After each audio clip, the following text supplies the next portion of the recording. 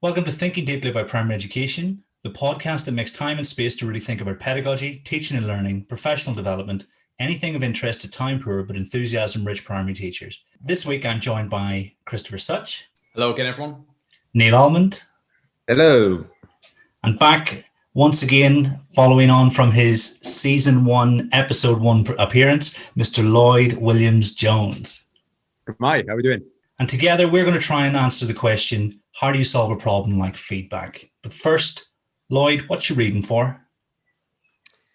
Well, I am currently knee-deep in Shannon Doherty's new book. It is a lovely little book. If you are looking for something to supplement your curriculum, and there's a whole host of really, really well thought out, well crafted games, tasks, ideas that deepen mathematical conceptual understanding. And what this isn't is a gimmicky pickup sort of here's a load of different random things. This is actually really carefully constructed and well researched book that is steeped in mathematical concepts, and it really comes through when you read it. And I know potentially, some others in that series could potentially be of a different vein, but this really is a very, very smart book. And I think it really, really stands up, and that's largely to do with Shannon's really, really excellent subject knowledge. So yeah, I'm looking to dive into some of the fantastic ideas that are coming out of that already with my little maths group this week with some fractions work, some of the stuff on there as well. Yeah, fantastic. Really, really highly recommend that. So Chris, what you reading for? I promised myself I wouldn't say this at some point, but it has to be said. I'm reading Thinking Deeply About Primary Mathematics for the second time. It's fantastic. It's worth the buy-in purely for the discussion of narrative. I found the structures of arithmetic discussion really illuminating. Yeah, sorry, Kieran, I know that embarrasses you, but it's an excellent book and I highly recommend it to anyone who's listening. So, Neil, what are you reading for? I've also read Shannon's book, which is fantastic. I think the way she's managed to weave kind of all that theory that kind of we talk about quite often, but she's put it in such an accessible book, that the TA could pick it up, and what they're actually doing is, really good solid mathematics is, fantastic.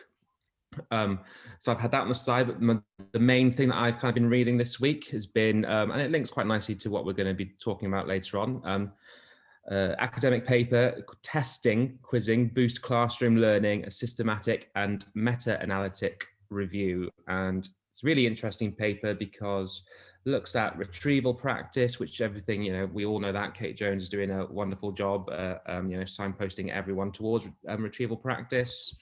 But we'd be fools to say that, the evidence base is rock solid. It's certainly most of it's come from lab-based experiments, but this review's kind of looked at it's a meta-analysis, so it's looked at all the different ways that it's been used in the classroom. So this is all reviewed completely just with students in a classroom during that kind of first phase of teaching, and there are some real absolute nuggets of information in there about first of all, it looks at why it might be effective, and there's some real kind of nice juicy bits about why it may not be all down to the retrieval effect. There might be other things in play. So that's really quite interesting, because a big part of retrieval practice that I've kind of seen has really put forward the idea of, Bjork's theory of disuse, this idea of the retrieval effect. And this one, while it does go out and say, we can't say for certain, it does seem to imply that there are other things to play with it there as well. Yeah, well worth it. There's a lovely little table that just says, these are the questions that we tried to answer, and then here's the answer for it, going through all that review. So it's a lovely little paper. I could talk about it for a long time, but I'm not going to right now because that's not the main thing we're here to talk about. Just to add in there, thinking about Shannon's book that's been mentioned, you just know we're all going to be playing Battle Frames with our kids as next chance we get. Yeah, I've heard lots of good things. Mine arrives in 2 days' time, and the first thing I'm going to do is try and read from cover to cover. And I remember when I interviewed Shannon, I was immediately sold on how important this book could be, and it seems to be shaping up that way. You mentioned that a paper a while ago, Neil, and I need to get round to reading it because it sounds not just really well presented, but really thoroughly researched as well. So yeah, it seems like, one that could be really important, over the next, 5-10 years. And yes, that's a really interesting one. I was going to go for something that falls into the reading around category again, because I'm technically not reading because I'm listening to it, but it's one of the great courses on Audible, and it's I think it's about 22 hours on the age of the Vikings, so Scandinavia and Greenland and sort of different parts of the Northern Hemisphere, between, say, the 9th and 11th centuries. And I think that's quite common in schools as a topic that gets taught at some point, probably during Key Stage 2. So if anyone needs to develop their Viking or their Scandinavian subject knowledge, I should say, then 100%. I think even if you're not signed up for Audible, you get one free audiobook at the start. Make it that one, because you get 22 hours of gold, and it's one of those ones you pause and make notes. Does that come off the back of your obsession with watching the Vikings, Kieran?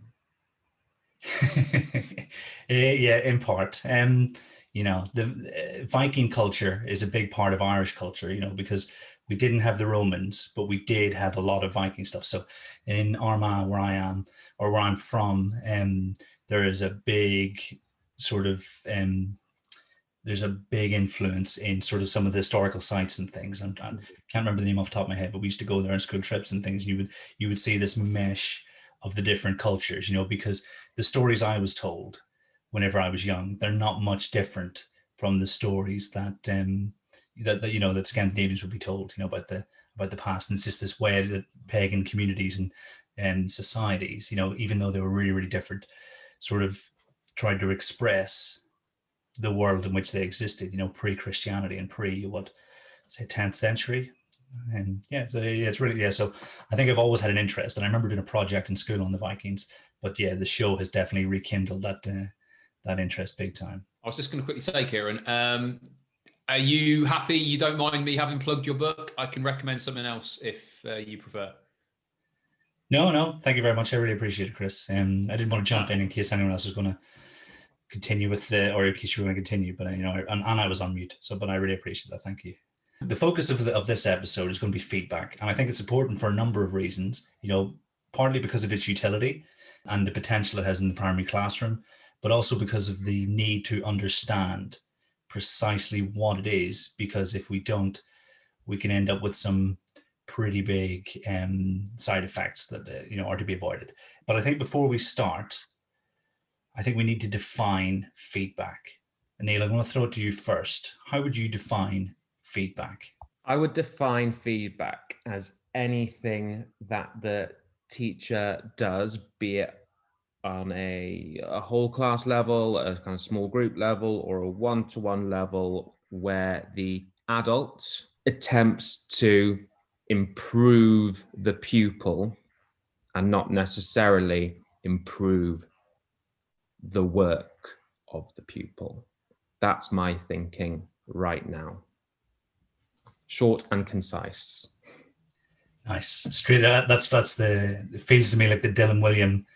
That is definitely, that is Dylan William. I definitely kind of, as soon as I started to see it through that lens of improving the pupil and not as improving a piece of work, that was a real kind of light bulb moment for me in terms of what I was doing in the classroom and how it affected and changed what I was doing to hopefully make feedback far more effective. Yeah, sure. I'm going to just piggyback on Neil a little bit there. I think, Dylan William really is spot on when he speaks about feedback and what he's written around feedback. And I think, what he says around feedback causes thinking, and that for me in children, feedback must cause thinking.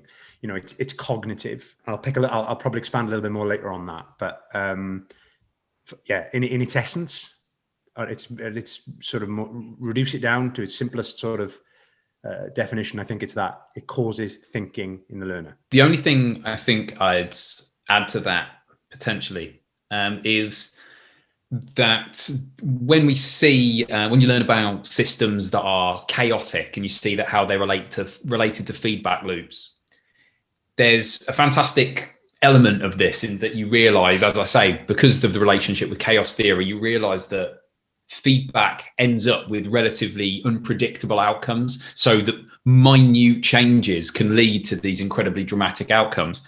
Whether that's the case with feedback, I don't know, but it's certainly the case that whatever kind of input we have in that system of back and forth communication between a pupil and a teacher, it is hard to know, and I would imagine hard to measure exactly what the outcome of it is. I think it's worth noting that I could be wrong about this, could be slightly out of date, but a lot of the research that has been done on feedback has suggested that it's quite a tough nut to crack, that it's just as easy to do it badly as it is to do it well. And I don't mean, when I say badly, I don't mean null effects, but literally to have a negative effect on performance as defined by the research. So I think this is why I'm interested in kind of thinking about it in a chaos theory side of things, this idea of small changes when it comes to feedback leading to unpredictable outcomes. I think that's something we should probably keep in mind as teachers, that it's quite possible that we don't necessarily do it well, and it's hard to know exactly how to do it well. Yeah, I think that's spot on. I think it's one of those things that it sounds very, I think people can make it sound very simple. You find out what someone doesn't know and then you just give them feedback on what they've done wrong. But actually, it's far more complex doing it well, and it's not as straightforward as that whatsoever at all when you look down to it. And absolutely, as Chris said, I think it was Kluger and Denisi, I think, who did the meta-analysis a while back now, kind of found out that providing feedback can, as you say, you know, not just have a null effect, but can sometimes have regressive effects on performance as well, which was definitely quite interesting. I think Harry Fletcher Wood mentioned that one quite recently as well in one of his, I think, blogs. Neil, it was two in every five of the studies. I think were negative. There was 2 in 5 that were actually negative effects of feedback from the meta-analysis. No, as I was saying, but it's also quite interesting. Actually, if you read Kluger and Denisi, the paper on feedback, so little of the examples that they use actually look at a classroom environment. A lot of it is done through sport or through kind of other methods, other areas where feedback has been given, but it's just one of these things that people have extrapolated this message from, and then it kind of gets out there, and we can't say with 100% certainty, whether in the classroom environment this is applicable or not. But it's quite interesting, and you always have to ask yourself, well, what makes the classroom so different that if it doesn't work in context A, that it wouldn't work in this classroom? So yeah, lots of interesting discussions can be had around that particular paper. So I think having sat at our stall, what does good practice or effective practice look like in the classroom with regards to feedback? I don't know, Lloyd, if you want to take that one first. Yeah. Again, to pick up from you there, Kieran, in terms of workload, that is obviously tired teachers, not effective teachers. And I know Chris has talked about this in a previous episode about how teachers become less efficient when they're focusing on the wrong things. And feedback is important, of course it is. And how we do that is really, really important. So I think, the verbal feedback is obviously, is really, really important in helping to manage workload and helping to lessen the load. I don't think that I want to say writing off written feedback, because I think there are written things that teachers can do that can have a big impact at the right time, in the right way. And it doesn't necessarily mean, like Chris said before, writing them all a letter, because we know that individually writing to the child is not going to, I'm not suggesting that. But I'm going to use William as an example here. One of the teacher, I think it's a physics teacher he talks about in London. I forget the name. And basically she, on pieces of work, hands back the work. And in the center of the table are a selection of cut up pieces of feedback that match the work, but anonymized. And it's down then to the pupils in that situation to match the statements to their work, and then they have to select and look and read through the feedback and match it and think, oh yeah, that's my feedback. And one of the things he talks about this being a good thing, and this probably I would say is an important element of feedback, is that, you know, it's the cognitive versus the emotional. And he talks about making feedback cognitive and trying to lengthen the process of because there's always going to be an emotional attachment to feedback. It's nigh impossible to remove it completely because, well, for obvious reasons, you know, a child has put effort into something, so there's going to be an element of emotional sort of connection there.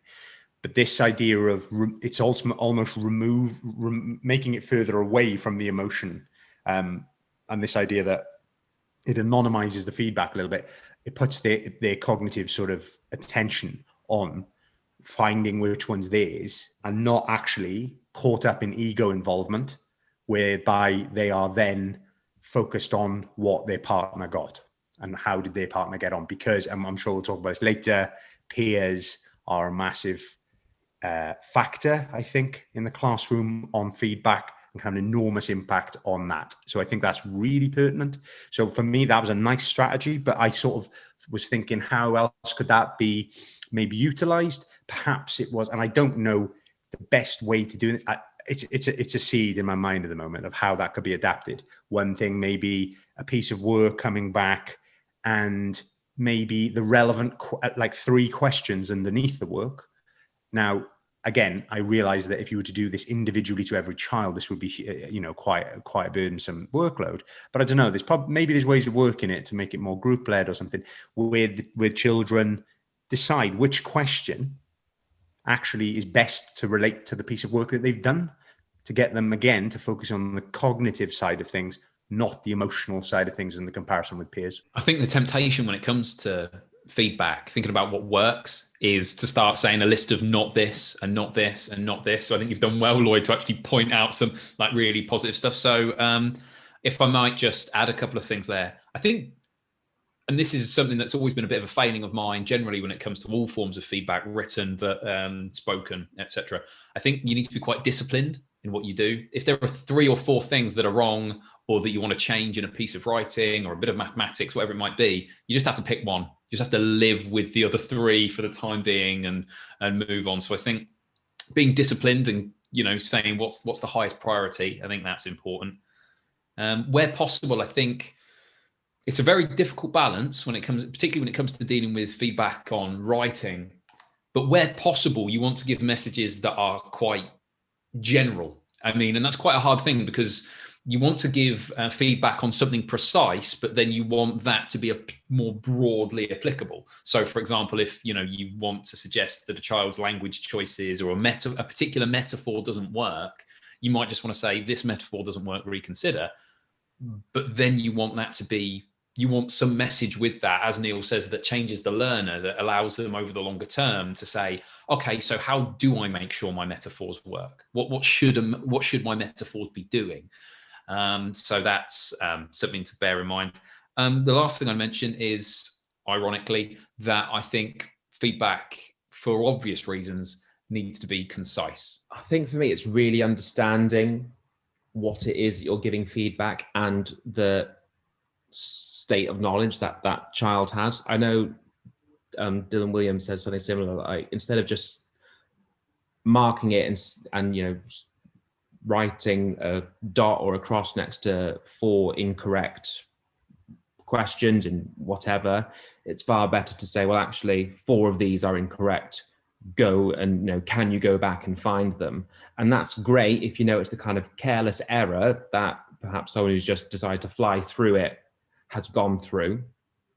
But if you've got your child who is struggling to number bond to 10 still, who's still kind of struggling to put a coherent sentence together because they haven't really fully comprehended what that sentence is yet, giving them that kind of feedback is next to useless, because they're just going to look at that and go, well, I thought it was right. So I don't know what to do now, because you're not actually giving them that strategy to do. So I think knowing your learner and knowing the kind of prior knowledge that they have and why they've made that error is particularly important.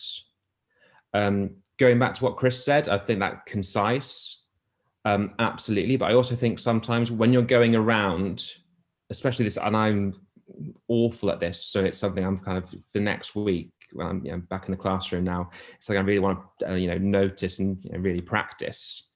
It's that, all right, you've made that error, but I'm not going to sit with you just yet. I'm going to go around and see if anyone else has made that error. So instead of me spending 5 minutes with you and correcting you, or however long it might be, and then, oh, Billy's also made that mistake. Oh, and Charlie's made that mistake, and Lola's made that mistake, and I pick that up afterwards. It's far better if I kind of get that whole overview of how everyone is doing, take stock, and then instead of me spending 2 minutes, I can go right up and down those rows. Right, actually, you guys, you need to come with me. Everyone else carry on working. I just need now to give some very quick corrective, whatever it may be, for these 5 children. And that's far more, I think it's far more effective than kind of just quick inputs with those as individuals. But I think it's very hard to do because I think habitually we're just so engrossed being like, right, I'm going to go to this person. No, I see you doing something wrong, so I'm going to spend this time with you. And also you need to make sure that behavior of your class is at the point where actually everyone is on task, so you can actually get around all of those children as well. And it's a challenge. I think you brought up something there about, which I really liked, about this idea of personalizing feedback to it needs to take into account the learner, personalizing feedback in that way. I think another element that kind of links to that is the idea of, you have to think of it as the second half. Like, I think of feedback as the second half of something. I mean, it obviously almost goes without saying that it is attached to some kind of activity or task or something that you want children to do. But there are some tasks, some activities that elicit a response that allow you to give better feedback. So, for example, a piece of writing that the children have been asked to do that hasn't asked them to use speech marks, and even though that this kind of speech punctuation is coming up, isn't going to allow you that opportunity to feed back the thing you want them to know, if what you want them to know is how to use speech marks. So it seems like an obvious thing to say, but I think this idea of thinking about, well, what exactly is the task that's going to elicit this feedback, and does it provide an appropriate opportunity to give that feedback, is just something to bear in mind whenever we're dealing with something like this. The first time I heard about that idea where you don't specify what's wrong, you just say there's an X number, I wanted to try it out straight away. It's over a couple of years of refining an approach to it, because initially, like you said, Neil, I was asking kids who didn't necessarily understand where they'd gone wrong and was getting little success with it.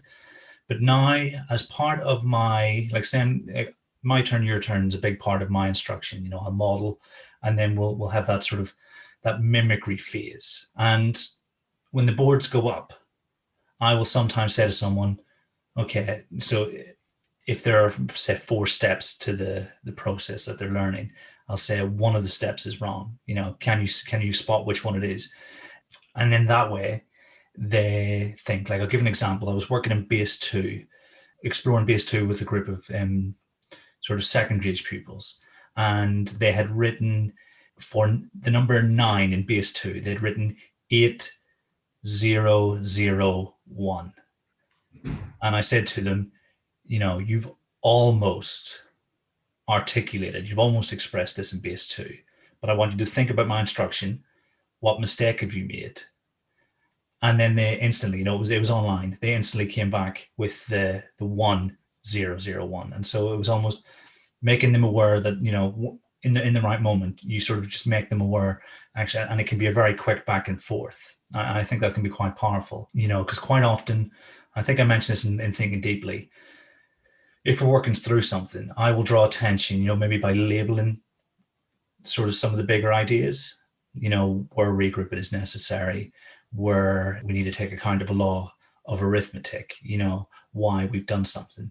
And then we can almost ask the pupils, okay, so when I model what you've just practiced, so say they do the your turn and then I'm going through it, I want you to look and see where you went wrong, and then piece by piece, I think, we can help take them towards, a more fuller understanding, because then they're almost thinking about what they're doing in a broader sense. They're not just thinking about, this is the one thing I'm doing. It's a case of, okay, in all instances where I have a similar question, there are certain parts that I need to remember and I need to focus on. And so I think, that can be really important. I have a bit of a question. I'm going rogue. I'm putting it to you guys because I think it's a good. I think it's something that it causes me a lot of thought, and I'd be really interested to know where you stand on it.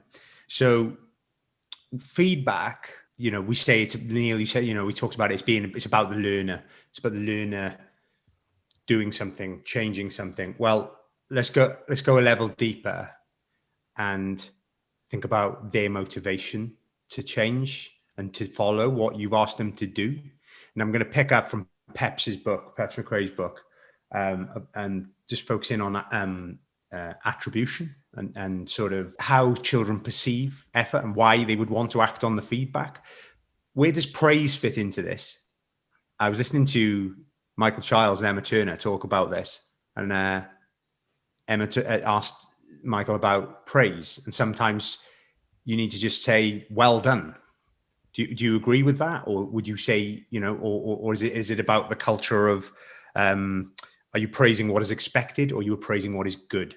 What are your thoughts? I think that with praise, we start to wander unintentionally perhaps into one of those areas that I think we all learned about on initial teacher training, which was about feedback, which is this idea that if you give it a grade, then the effect of the feedback is diminished, where any positive effect that you're possibly going to have from the feedback is gone. And I know it's a different thing to say, well done, or I love this, or great work. But I think there is, to an extent, that kids treat that in the same way as a grade. I know that I can't know for sure, but I remember as a kid, if I did some work in my book and my teacher put like a gold star in there, I was done. That was my interest in anything else that was written there. It's like, well, I've got the gold star, so I'm awesome. Let's leave it at that. So this isn't to say that praise is something that I'd entirely avoid relating to work. I think there's a time and a place for it. But generally speaking, when it came to marking in particular, back when I used to do written marking, when it came to talking about children's work, I tried as an experiment to cut it out to a large extent from my interactions, to be a little bit less diffusive. And I can't say I saw any issues with regards to children's motivation. I can't say that it made any differences there, but I can't say that I saw anything particularly positive growth from it either. So I don't know where exactly I stand on the idea of praise. I think, as with a lot of things, it may well be the case that unless you are praising to high heaven the most banal, everyday thing that children should absolutely be doing anyway, I suspect it doesn't have the negative or positive impact that its detractors or those that actually love it would suggest. That's my guess anyway. It's an interesting one, and it's certainly something that I've kind of thought about, not particularly deeply, but have thought about in terms of, that motivational aspect with regards to marking. And again, I think I just come back to the individual. Like, I know there are just some kids that just need it. And I know if I just go in there and I just go, can you do da da da da da, and not, praise that effort, then actually I know I've lost them for the thing, because they just think, well, I'm not going to do this anymore. Conversely, what I've just kind of thought about in terms of the changing of the learner and putting that all together is that perhaps what would make more sense would be to praise the act on the child of actually responding and doing something with a feedback that's just been given, as opposed to praising them for what they've already done. So that might be quite an interesting little experiment. So in terms of going back, I can notice that 3 of these are wrong, go and correct them, and then you kind of find them 2 minutes later. Have they actually corrected it? Have they found them? And kind of maybe praising that, because that might kind of make some kind of impact in that act of actually looking through and changing something. They might associate that with that positive experience of getting the teacher praise. Or kind of in my class, it's the Mr. Almond high elbow, because we're not allowed to and those Paul Hollywood handshake worthy in rarity, but when they come out, it's rapturous applause, because they know someone's actually worked hard to earn it. So that might be something interesting. And yeah, I think Chris made an interesting point. I've never kind of thought about whether that praise at the beginning of what you might say acts as that kind of acts as that praise element of it, and that then takes away any kind of formative comment and you may add. So yeah, that'd be quite an interesting thing to find out. I love that, the Paul Hollywood reference. I'm vaguely familiar with how important that is. Yeah, so I think that's really important, because if you give out praise all the time, it starts to lose its currency, doesn't it? Absolutely. I think you can have layers of praise. I think you can have your well done, that was great, fantastic, but now do that. But then you just have something that, not intrinsic, but just something. Oh, do you know? Oh wow, it was a Mr. Almond high elbow moment. Wow, that's something. We whenever I first moved to England, we were very much the school of being very factual in our praise. So praising things that, like you said, almost, Neil, things that have happened. It's almost like thank you for the effort you put in. That's a really bad example, but just instead of just saying generalized terms, being really specific about what it is that you appreciate has happened. And I think we were doing that because of the sort of the complex self-esteem needs of a lot of the pupils we were working with. And so by being factual, we were sort of drawing attention to things that weren't associated with the self, because if you say something along the lines of good boy, then a pupil with sort of complex needs in that area may or may not respond how you imagine your intended reaction would be. Whether that's absolutely the best way to do it or not is neither here nor there. That's just the sort of the school of thinking that I was brought through. And as a parent, I always talk to my sons about the effort they put in over everything else. When they say, oh, that homework was really easy, and I say, well, it was easy because of the time that you did X, Y, and Z, and the effort you put in to learn A, B, and C. Because of that reading practice you did, you were able to understand what was happening. And Malcolm Gladwell just happened to be listening to this today. Malcolm Gladwell was talking about why some people are successful and others aren't. And he was talking about Tim's. And I absolutely love Malcolm Gladwell's storytelling. But I think when you tell a really good story, it sometimes comes at the expense of the accuracy of the account, and which is not a sort of a dig. And because I love Outliers, it's one of my favorite reads. But I do know that some of the edges have been rounded off for the lay reader. And he was saying that there is a correlation between, and I think it was a correlation of 0.9, between students' percentage of the questionnaire, this 120 question questionnaire that the TIMS participants answer, and their math scores. And he was saying that there's a massive correlation between effort and sort of outcomes in maths. And so whenever I think about lots of sources, like David Dowdell talking about the effort that we put in and really reinforcing the need to put in effort. Whenever I'm thinking of praise, to go back to your question, Lloyd, I'm thinking about, can I praise a factual, an event that has happened, something that has been achieved, something that's been done, or the effort that I've seen that's been put in. Like I said, whether or not Gladwell's 0.9 correlation is absolutely spot on, I well believe that the students in Japan, I think it is that he references, are, because culturally effort and perseverance are seen as some of the most important attributes to have.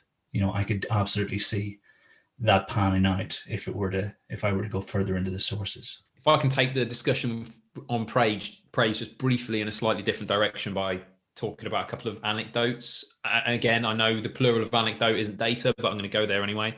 The school that I've worked in that had by far and away the best behavior of all the schools that I've worked in is the school in which it was basically forbidden across the teachers to give effusive praise for stuff that are expectations. So if a class line up nicely, nothing wrong with saying, yep, good lining up, that's fine. But if you describe that as wonderful, how impressed you are, no, that was a no-no. And I remember coming into that school and almost standing out a little bit because my praise just was so naturally OTT and effusive, and I had to tone it down.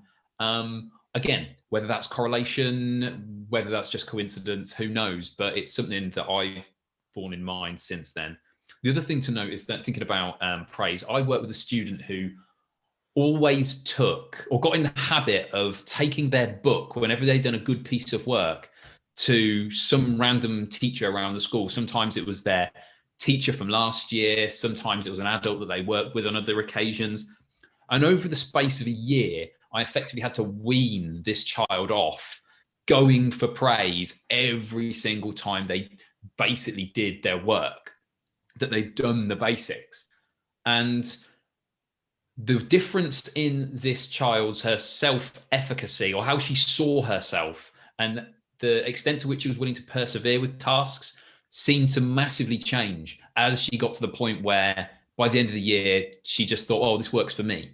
This works for my learning. It's not to show Mr. X or Mrs. Y. It was just for her. And it just really seemed to change something about her learning. So yeah, I think there are issues related to praise, and in particular issues related to the seeking of praise or trying to get children to seek praise. But having said that, I do think the idea that it's, wholly negative and should be avoided is obviously not to be countenanced. I particularly like what Neil said about this idea of you make it kind of rare, you make it something that you've got to earn, it's got to be a bit special.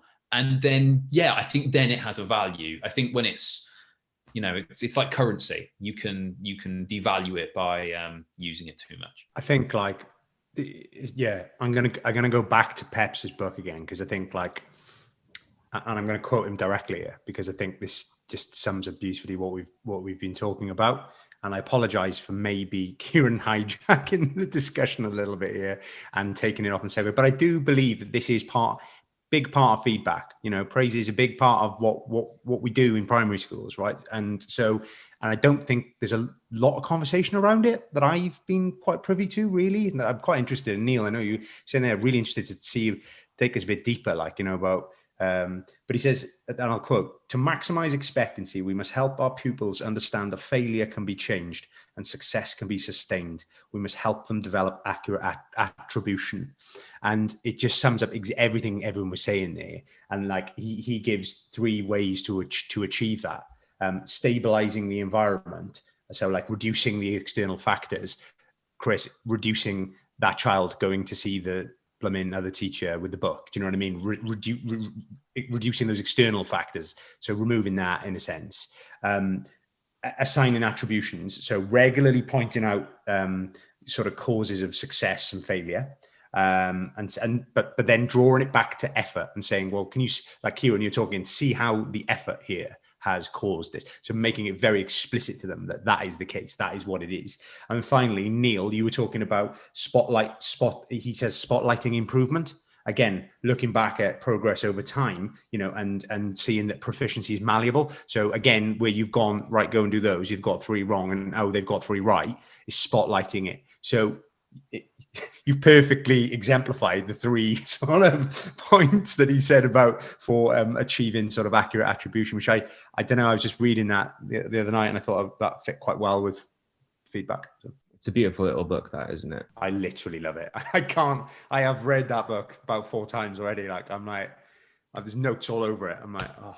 But it's making it so, isn't it? It's getting it to be the lived experience in the culture in school as well, which is the hard bit, isn't it? That's the bit, is the implementation of it is always the sticking point. I'll throw in a little curveball, and that is, I'm a big believer that marking is very different to feedback, but marking can be helpful, but marking is more useful for the learner to do rather than the actual teacher to do. There seems to be a bit of a misconception that immediate feedback is superior, but for some things, research literature seems to suggest that delaying it could be better. And so my thoughts on that would be perhaps, spelling tests, simple maths, multiple choice quizzes, whatever it may be. When you do those, set aside 5 or 10 minutes at the end of the day and then mark them there. So you've got a little bit of a natural spacing effect between when the kids have actually done them and to then actually when they come to mark it, because then they're just seeing that information twice over 2 kind of sessions, for want of a better word. And so actually research suggests that that might be more beneficial than just saying, right, okay, we're going to mark it all kind of straight away now. So I would say give it a whirl, give it a go. Are you testing that out, Neil, in your class now?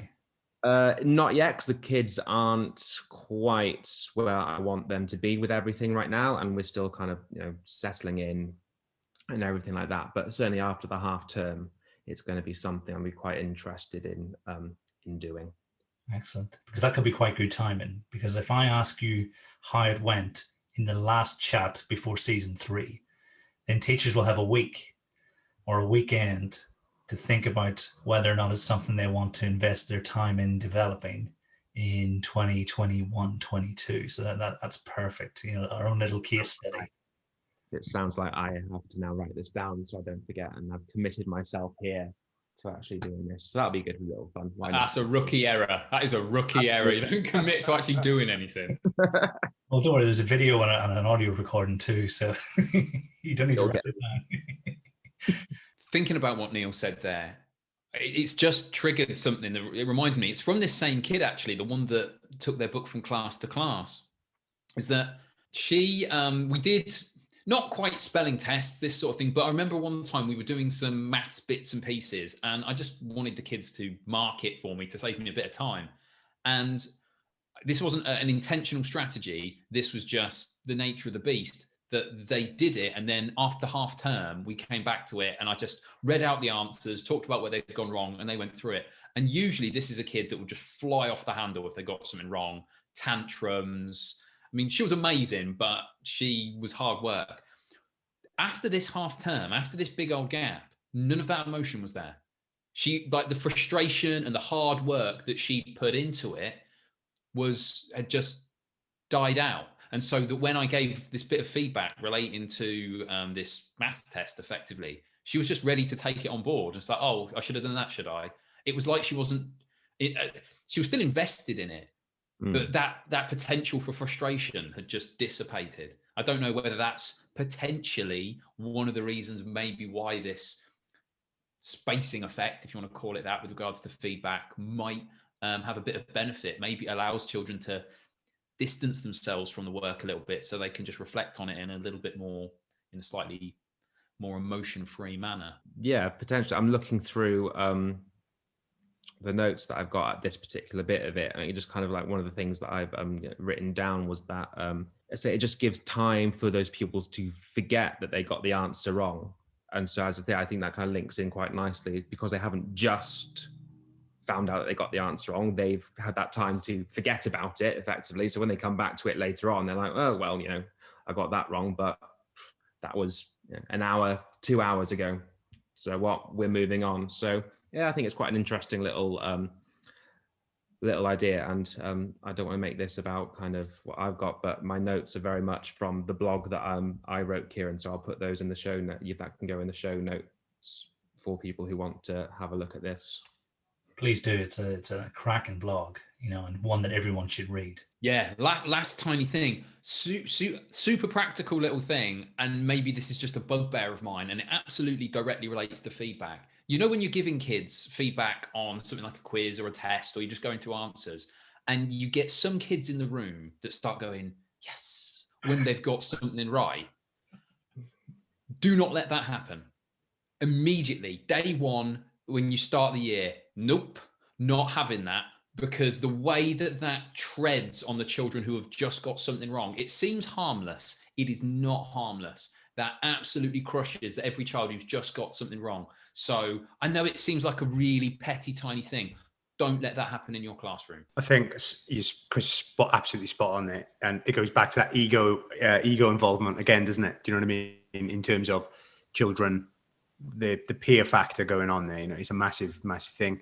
Something that I've done this year and started at the end of last year, really, in this year, and it's sort of based on this idea of, I think Colin Foster was talking about it with children when they're getting feedback from quizzes, or and I do it at the start when we're doing some retrieval practice. Is we tend to do in maths is they'll answer their question, they will then rate themselves out of 5, 1 to 5, with how confident they are that they've got it right or wrong. 5 being really confident that they've got it right, and 1 being like they haven't got a clue. They can't do 0 because we've sort of gamified it a little bit, so that if they get it right and they do 5 out of 5, they get 5 points. If they've gone 5 out of 5 and they get it wrong, they lose 5 points. And they sort of, over the 4 questions in the retrieval at the start, it's their own thing, it's their effort, it's their score. They don't share their score, and I'm very hot on them not sharing scores. It is their own personal, and they try and hit their own personal targets. So as they go along, trying sort of to tap into the hypercorrection effect a little bit here, that they are, really banking on being right. And then when they're not, it's that kind of 5 points gone. They love it. They literally really enjoy the gaming element of it. And it switched retrieval practice for me into this thing where we then decided as a group, when they hit a certain amount of points, that they have a running total at the top of their page, that means something. So there's some sort of reward, or, we decided, I know that is a little bit extrinsic kind of motivation factors going on there. However, I think in the grander scheme of that, I've seen some good things. I think I should probably try and track some data on it to see whether it. So I've just signed myself up now, like Neil, into some sort of action research project for next season. But yeah, it seems like the whole time I've been doing that long, really, the end of last year into this year. It's been quite a nice response, really, for that. And it came from Colin Foster's work and listening to Dylan William about how children will game things. So if you can tap into that and use it in a way which is then positive and really tries to elicit what how confident, then it's fascinating when you walk around and you see those 5 out of 5s confidence, and they're wrong, and you can see the faces where you go, and this is the answer for this. And like Chris says, you don't want to elicit the old yes, you try and put that out, but you can see in their face, oh, that's knocked me for 6. Like, I genuinely thought that was right. But I'll need to see whether what I'll need to do is some careful planning on whether then they get that sort of question wrong or right again, because that ultimately would be the long game. For now, I've put it into practice. It's maybe that's useful for people to have a go at. It reminds me of the confidence weighted multiple choice questions. And almost, if you're using that format, you could almost turn that into a game. It's interesting you say that you don't have a 0. I'm pretty sure it was Robert Bjork and someone else, I think it was Little, they weren't sure, as far as I can remember, about the placement of the don't know, because they have a don't know right in the middle, and I think they said further research into whether or not that's actually a good thing or not was necessary. That's almost where they left it, for season 2 of multiple choice confidence with multiple choice questions. Yes, so that's really interesting. I think probably the last thing to say then is that the 4 quarters feedback that is sort of mentioned in what does this look like in the classroom looks like a model that's worthy of exploration, and I think it looks at who's giving the feedback, because I think that could really help teachers both with workload and with focus in their attention. Yeah, so if anyone has, who's listening, has tried it out or has embedded it, give us a shout, shout out on Twitter, because that's a conversation I think are really worth having. So I think moving on slightly, are there any examples of ineffective or less effective practice that we might want to avoid when it comes to feedback? I think when it becomes a managerial expectation / show for, because you know your books are going to get looked at the end of the week or at the end of the month, whatever it may be. And so you just have to kind of throw all these kind of weird and wonderful things that you're expected to do. Like, say if heaven forbid a senior leader should flick through a book and the purple polishing pen hasn't come out, for example, then it's like, oh, how have you been given that feedback? Because these kids haven't been using their purple polishing pen. Where we need to be realistic here, that wielding a purple pen isn't going to make any difference to the actual learning itself. You can give plenty of feedback without the kids actually having to get this purple pen out. They can cross it off with a pencil perfectly fine. In my personal opinion, stop being lazy and kind of putting those kind of silly proxies on your teachers, because all it does is waste time. So I think looking at it from that side of it, a plea then to some senior leaders out there, don't kind of trivialize this. I think the more you try to put straitjackets around how feedback should be given, I think actually the less effective this feedback gets, because the reason you put that straitjacket on is just so that you can potentially go around with perhaps it happens in some schools, with a clipboard, and you go in, right, do I see evidence of that feedback being given in this way that we've agreed? And I'm not convinced that kind of straight jacketing teachers like that actually produces meaningful gains for students. So I kind of want to take maybe that slightly different approach perhaps to that question that you said, Kieran. I'd like to expand on that, or say the next thing that perhaps I think we'd all agree on, by, again, another little anecdote. A few years back, I was watching Dragon's Den on television, and someone had invented a machine for teachers where they could speak into a device and it would record what they had said and then print it onto a sticker immediately, so that sticker could then be put into a book. And the fact that someone thought that that was an invention that schools needed tells you everything I think you need to know about the value of written feedback. Just say it to the kids. So I think, regardless of whether or not you do written feedback or not, I think generally speaking, I think any feedback that becomes unnecessarily time consuming is obviously a no-no. We've talked on this podcast so many times about how important time is as a teacher's commodity and how rare it is. And I think it's fair to say that there are teachers around the country right now who are spending between 5 and 10 hours a week, every week, on marking. Yeah, I think that's pretty intolerable when you think of the other things they could be doing with that time, not just in their own life, but in terms of developing themselves as professionals. In terms of feedback, I know this is the other side of the coin of concise, but saying too much, trying to get too much across, 1 point is all you need. I think another aspect of ineffective feedback is when the mode of feedback or the number of people you're feeding back to isn't matched to the mode. So if everyone in the room has made the same error, stand in front of the whole room and describe that error. Or if 60% of the class have as well, fantastic, do that. But if there's one child in the room that needs a bit of support because they're the one person that's made this error and you can give that feedback, that's obviously not something that you need to speak to the whole room about. Obviously, this takes a bit of professional judgment because it isn't usually as clear cut as one person or everyone, but thinking carefully about whether this is something you can talk to 3 kids about or whether this is something you need to talk to the whole class about is something worth doing. I mean, in fact, this might be one of those rare occasions where perhaps, you know what, it's only going to take me 20 seconds to write this in a book.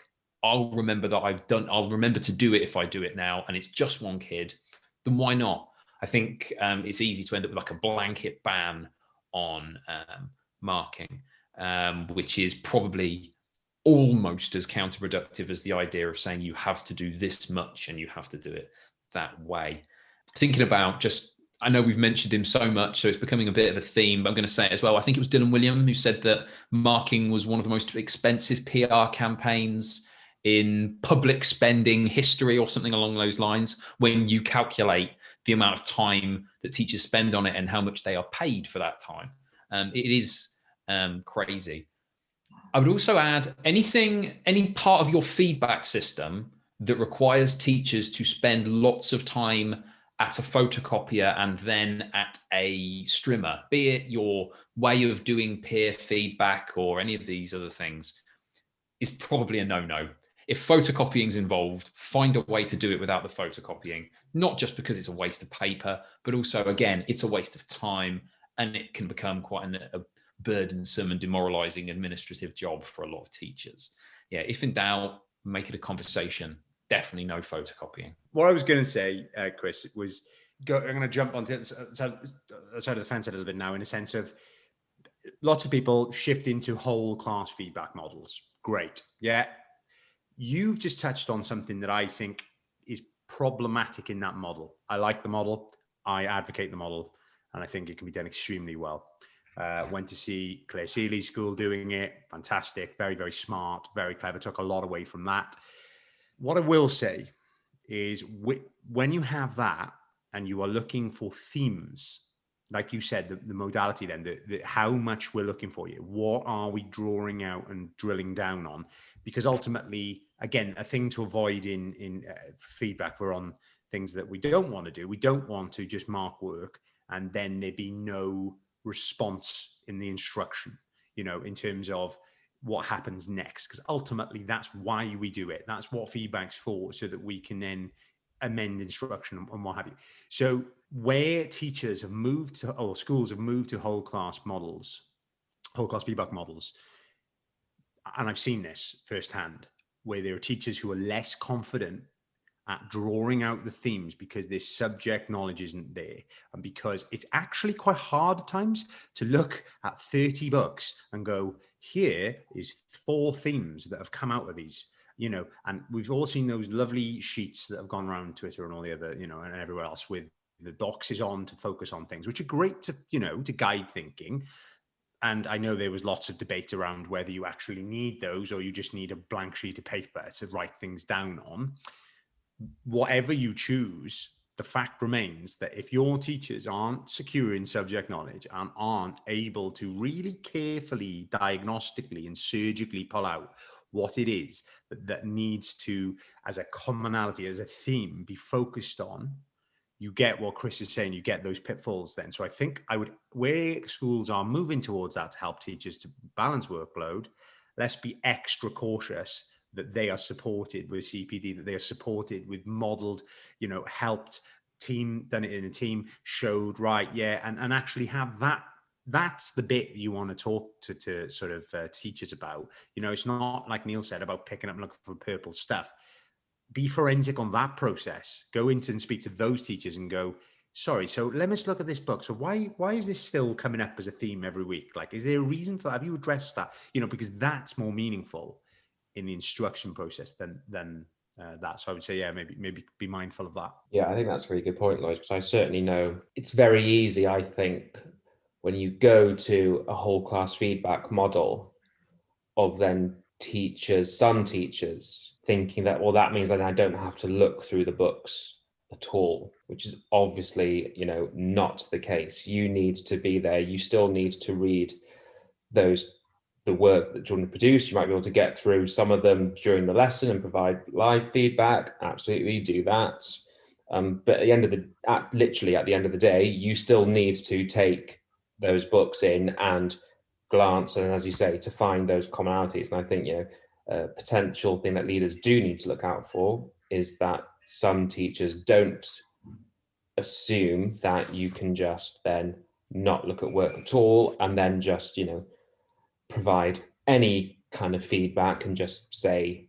And that's why I think when you're starting it out, I think those whole class feedback forms are useful. So you're thinking about habits and getting into those habit changes. I think for the first couple of terms that you're doing it, I would absolutely say that those feedback forms do need to be done, just so that those habits are starting to form. And then once they're kind of there and it's up and running, then you can, as a senior leadership, you can decide then whether you take them away or not, or whether you say, use them if you want to or don't. But obviously, there's still going to be that accountability there for those teachers if they're not using them, to make sure that that feedback is actually receptive to what's actually happening in your classroom, and you're not just picking out, oh, well, I was doing column edition with carrying over just in the tens, in the ones and tens.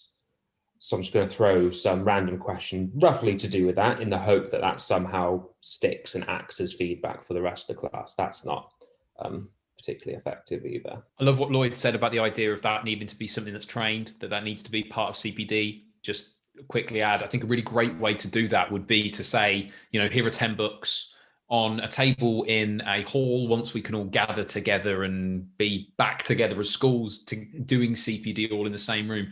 10 books on lots of different tables and say, okay, look at those 10 books. What would be the two things or the one thing even that you would pick out from that to feed back to all of them? What's the commonality? What's the thing that's the highest priority for all of them? And is there one thing maybe that you'd feed back to just one child? And then you do that around the room, each group having a look at all of the books, and then you bring that together and say, okay, so what feedback would you give? I think that would be fantastic or really useful CPD, not just on how to give whole class feedback. I think it'd be really great CPD on what good writing looks like and how you can support children in their writing generally. I've just written that down because that's happening.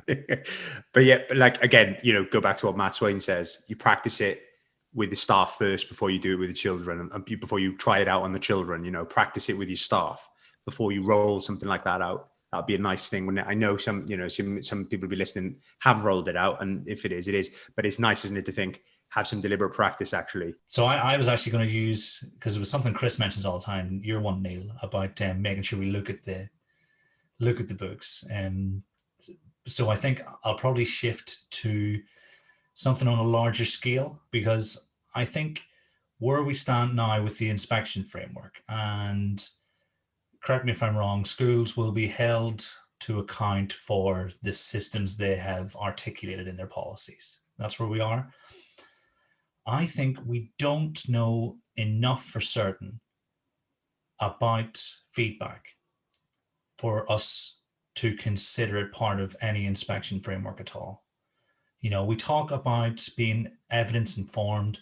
We talk about our best bets. People like Nick Rose talking about we have some bets, things that have been replicated 11, 12 times over, decades.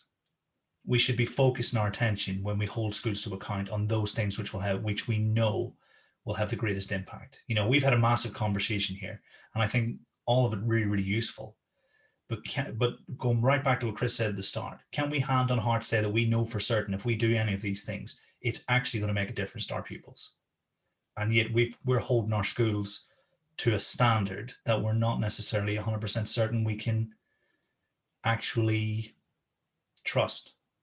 So I think if there's one thing to avoid, it would be on a policy level, avoid measuring schools against things where the evidence base is nowhere near robust enough. Perhaps I'm not convinced anyone who can make that kind of decision will be listening, but I think if we are to be truly evidence informed, then we need to listen to what the evidence is telling us. And as far as I can see, things like metacognition, things like feedback, just don't have the evidence base to inform our practice securely enough.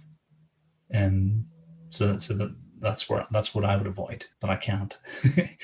So I think rounding off, what's the most important thing to know about feedback in practice? If we try and keep these to one sentence each. That it's about cognition, not emotion. I'm leaving it to Neil, and then I'm going to just reword his. I'm just going to go with it's just really hard to get it right. And as I say, you just don't know actually if you are getting it right. And I don't think there's anyone who can tell you whether you are getting it right, in the sense of it's actually having a long-term impact on the learning of the students that are in front of you. The most important thing about feedback is that you need to think about opportunity cost. It's obviously something that can be valuable, but you need to express what you want to communicate in the most concise and time efficient way possible. Brilliant. And I think I would go back to Neil's definition, bringing about a change in the learner, so let's go full circle. Like you say, the day I realized that was a big day in my practice. You know, I can almost I've made every mistake in the book, you know, as a leader and as a teacher, and when it comes to feedback, but that was a turning point. And so I think absolutely fantastic episode, guys. It's been an absolute pleasure to talk to you all about feedback, and I'm pretty sure we could go even further, you know, in future. You know, so thank you very much for being here. You're welcome. Thank you. My pleasure. And all that's left to say is thank you very much for listening. We'll see you next time.